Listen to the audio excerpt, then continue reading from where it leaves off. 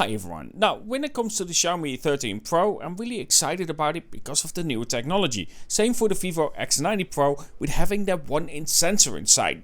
Those capabilities on the phone are getting better and better, and I love what I have when it comes to this Xiaomi 13 Pro.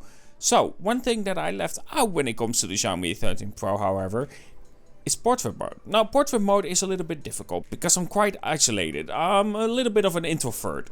Bit more than a little bit, but either way, when it comes to portrait mode, of course you need to have someone to take pictures of, and I'm not gonna walk up to a random person and ask them, can I take a shot, apart from one shot that you will find in this video. But when it comes to that, it's a little bit hard. So recently I had someone who came to visit me and I had a great time, but it also allowed me to take some portrait shots and showcase what this is capable of. So without any further ado, let's look at the portrait shots on the Xiaomi 13 Pro, and I will say, I'm really impressed. So before we start showing results, I quickly want to talk about the lenses on the Xiaomi 13 Pro, because with portrait mode there are some basic tips that I can give you. For one, difference in focal lengths will give you different results. Use the 35mm option that comes in black and white for this one. You will get more of the person in the shot. But in turn, if you do get closer with black and white, the face will have a more stretched out effect. So if you use the black and white portrait, make sure it's more of a body shot, not a close-up. If you however want to get closer to the person, use the 50 or 75mm. This allows the face to look more like reality. It will create a better result where there's less stretching of the face itself. With the basics out of the way, let's discuss the pictures I've taken. Now, as always, I want to play with shot, using different things to create depth or effects, like in terms of contrast. And with this first shot you can clearly see that approach. Her brown hair with highlights and of course her eyes are captured beautifully, while having the subject on the foreground that is blurred. Though in this shot it does have some small imperfections. The hair on the back is more blurred for some reason, and quite a lot more blurred. And there's a pretty clear line on the foreground with this wooden beam. With the same position before in terms of shot and less hair showing, I will say that the shot overall is better. While there is still somewhat of a clear line for the beam as well, it is far less noticeable, and of course the depth of field overall is far better. Now this shot I really love. The way that the light hits her face and the way that it blurs everything around her makes her stand out, creating this beautiful effect. And then the sun just perfects the shot for me. I could easily be fooled to think this was taken with a proper DSLR. This includes when I get a little bit further away, but also that creates some reflection in her eyes, truly helping out completing the shot itself.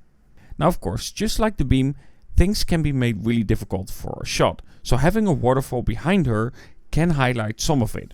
You can see that on the left side of her hair that there are some little imperfections, a little bit unsure on where to focus when it comes to this waterfall. Again, there are some harder points to the waterfall, of course, because light hits it different, but between that and between those hairlines you can see a little bit of imperfections when it comes to the depth of field. But for something that isn't done because of the larger sensor size, because of the aperture, but more done by computational photography, this is quite impressive. And you can see with some other shots it has less of that issue, and overall again allowing that great amount of detail to come through, to be captured and make her stand out beautifully.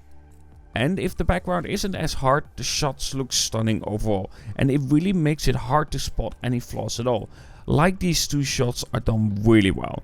While it needs a little bit of staging in terms of depth of field, I think Xiaomi is doing a really good job capturing these kinds of shots and capturing those moments.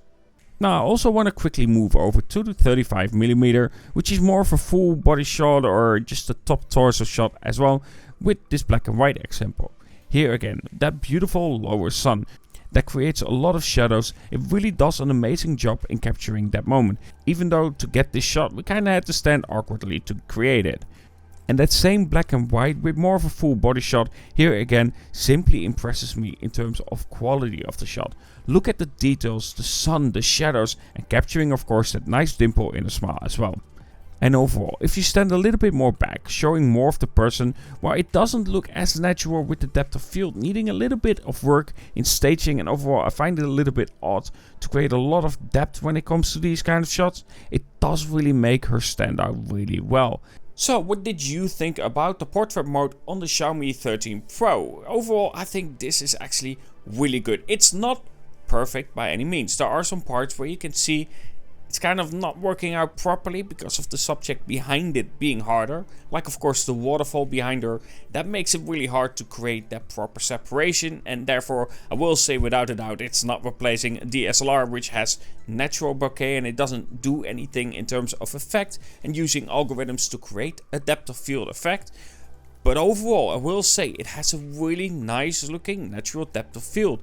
And of course, not to mention a lot of details in the shots. I will always say that you can remove details, but you cannot add them.